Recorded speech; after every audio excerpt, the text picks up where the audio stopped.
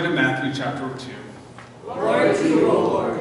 In the time of King Herod, after Jesus was born in Bethlehem of Judea, wise men from the east came to Jerusalem, asking, "Where is the child who has been born King of the Jews? For we observed his star at its rising, and have come to pay him homage." When King Herod heard this, he was frightened, and all of Jerusalem with him. And calling together all the chief priests and scribes of the people, he inquired of them where the Messiah was to be born. And they told him, "In Bethlehem of Judea, for it has been written by the prophet, and you, Bethlehem, in the land of Judea, are by no means least among the rulers of Judah. For from you shall come a ruler who is to shepherd my people Israel." Then Herod secretly called for the wise men and learned from them the exact time when the star had appeared.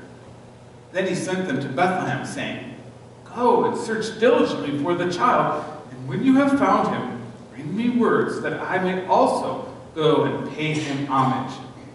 When they heard the king, they set out, and there ahead of them went the star that they had seen at its rising, until it stopped over the place where the child was. When they saw that the star had stopped, they were overwhelmed with joy. On entering the house, they saw the child with Mary, his mother, and they knelt down and paid him and worshipped him. Then opening their treasure chests, they offered him gifts of gold, frankincense, and myrrh. And having been warned in a dream not to return to Herod, they left for their own country by another road. The Gospel of our Lord. Praise to you, O Christ. Please be seated.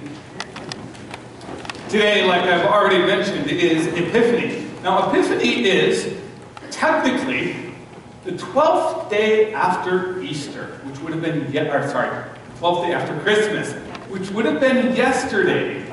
And it marks the end of the Christmas season. So we always celebrate it on the Sunday after the 12th day of Christmas. Now, remember, Christmas is always 12 days long. Christmas begins on December 24th, technically, according to the church calendar, not on the day after Thanksgiving. And it lasts for 12 days when we're supposed to celebrate the birth of Christ. Then we have Epiphany. So Epiphany, first and foremost, marks the end of the Christmas season, but it also is a time when we always read the story of the three wise men / magi. And we discuss and learn different insights from them. So it's also called the Three Wise Men's Day, or the Three Magi Day, or the Three Kings Day. Also, for us here at Alpine, Epiphany is usually on that first Sunday after the New Year, so we always do our family blessings. So this is the day when we talk about blessings. So Epiphany is a lot of different things, and then for some churches, Epiphany is actually it's a whole season. It marks from the end of Christmas all the way until Ash Wednesday, the beginning of Lent.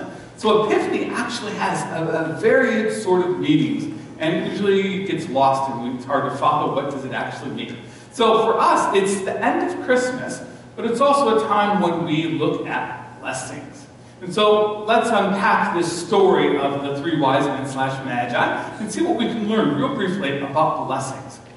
Now, as we kind of recount this story, the first thing we understand is that they're not three kings. They're three foreigners. Most likely they're astrologers by profession. They're not really wise men. But they're reading the signs in the skies, the stars, and from that they are looking for something, and they find God. God is communicating to them. So they come, they know that something incredible has happened. Some kind of Messiah, some kind of Savior has been born. They don't know the whole story. They don't know the details. They have no idea who Jesus is or what he's going to do, but they've seen and they've been looking for God, and they've know in their hearts that something significant has happened. So they come, they ask questions, they find out where the Messiah was supposed to be born, and they go and they discover the baby Jesus. This doesn't happen on Christmas. This happens probably at least several weeks, maybe a month or two after the birth of Christ. We don't know the exact timeline. And as they get there, they're just in awe. And they present gifts to Mary and Joseph and to Jesus. They present gold, frankincense, and myrrh. Anybody know what frankincense and myrrh is? Anybody ever wondered? Because we always heard those three things, right? It's basically tree sap. Frankincense and myrrh come from two different trees. They would tap the trees, they'd get the sap out of there, and what you would do with it is you would burn it like you would burn incense. And it was incredibly valuable, more valuable than gold, both of them, because of their healing properties. Back in the time of Jesus, when someone got really sick, You'd spend a fortune to go buy just a little bit of frankincense or myrrh, depending on what illness you had.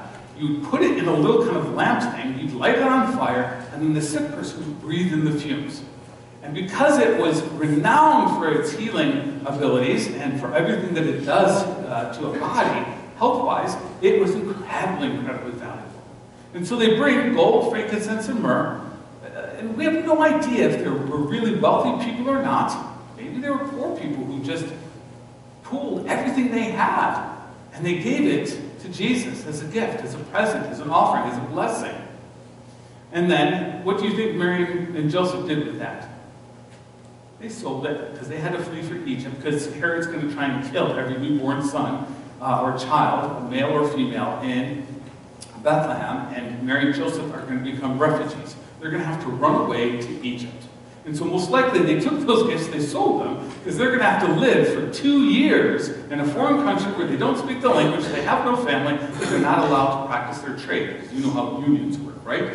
You don't let foreign carpenters into your area to allow them to work. So Mary and Joseph are going to use this money. So these 3 magi astrologers come, and they're going to give these gifts as worship to God, but they're also helping out refugees who are going to have to flee their country. Now, as we go through this story and we learn about this, we also have to remember that these are 3 foreigners. These are not people who know the story of Abraham, Isaac, and David. They're not people that worship the God of Abraham. They don't understand the prophecies. They're just looking for God and seeing and encountering God. And as a result, they take what God has blessed them with and they use that blessing to help someone else. So as we unpack this story, that is probably one of the most important parts of a blessing that we have to come to grips with and realize. God, we have to stop thinking about blessings as being a reward for good behavior. They don't receive, the 3 wise men / magi / astrologers, these astrologers, they don't receive a blessing from God because they were faithful in going to see Jesus. Instead, God has blessed them, and as a result, they take what God has given them, and they use it, not as a reward, but after they go and see Jesus, to bless someone else. When they come away, they're amazed. They've encountered God, and they worship, and they glorify God, just as everybody else in this story does. And so, we have to shift our understanding of blessings away from rewards as for good behavior to gifts that God lavishly gives out that enable us to have real life. And that's what God's motivation is. Not to give us a reward every time we do something good or we're obedient. We're not pets, we're not dogs or cats. They're trained. God pours out these gifts lavishly on the people who know Him and the people who don't know God at all. God pours these gifts so that we can have an incredible life. The life that God has given us. And a life that pours itself out towards other people. A life that gives. Blessings at their very heart enable us to live life fully. And they're given to us to share with other people so that we and others can throw off the chains that encumber us from experiencing the power of God in our lives. It's an important concept for blessings that we have to remember. God's already given them to us. God lavishly pours them, wastefully pours them into our life, on the lives of other people, and people who know God, who don't know God, people who worship God. It doesn't matter. God gives everyone blessings. And God does it so that we can have life fully. It's a powerful part of blessings. The second part, and just more observation from the story, and it's about these 3 astrologers. They encounter God because, well, they're looking for God. The looking and the searching part is so important because they are actively looking for God, and when they see God, they follow God, and then they encounter a moment when they can give a blessing to a couple who are going to become refugees and need God's help. And the looking is so important because oftentimes people say, okay, I want to be a blessing to someone else. How do I do that? How do I find these opportunities? Well, we have to begin looking. And it happens this way. When we look for God, we will always discover opportunities to share the blessings God has given us. When we are looking for opportunities to share God's blessings, guess what? we find God. Either way, if we start looking for God in our daily lives, then we're going to discover opportunities to bless others and share what God has given us. If we start looking for opportunities to bless others, we're going to find God, because God's going to be in those moments. They go hand in hand. But the key thing here is that we are orchestrating or leading our lives so that we are actively looking for God or for these opportunities, instead of just waiting for God to orchestrate everything for us. Let me give you an example, 2 examples. Say you're at the grocery store and you encounter that person in front of you in the wait checkout line who's really obnoxious, who's rude, has too many items to be in the line that they're at, and they really get on your nerves. Is that an opportunity for you to curse God for your life being inconvenienced? Or do you look at the opportunity and say, hey, here's someone who's really struggling with life. Here's someone who doesn't deserve it probably, but needs a blessing, needs an act of kindness. You see the subtle difference there? Maybe you show up at work, and that person who you're relying upon at work once again calls in sick and uses their mother-in-law as an excuse, right? And you get frustrated because you are getting extra work because they're skipping out on work again. And that is hard and difficult. And you can get angry, and you can start going down the path of retribution, revenge, and you can make their job miserable.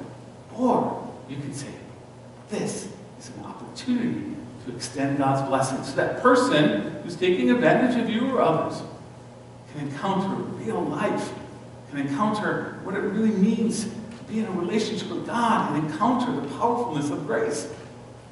You get how it works, right? When we are looking for opportunities to bless others with the blessings God has given us, we encounter God.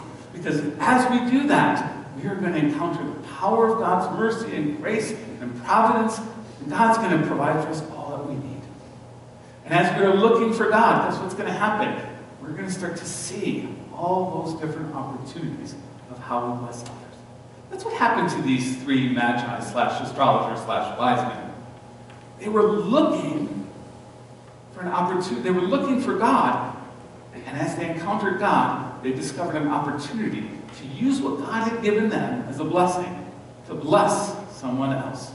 And that's a powerful takeaway for us. Amen? Amen. Our takeaways for today. And remember, our takeaways are the biblical truths we discover that we hook our faith on and take home with us. And our first takeaway is this. Think of blessings not as rewards, but as empowerment from God for us to be Christ to the world. The second takeaway is look for opportunities to bless others. We find these opportunities as we look for God in our lives. And as we look for God, and we look for these opportunities, we also discover God. They go hand in hand, wrapped up together. Let's stand for our song of the day.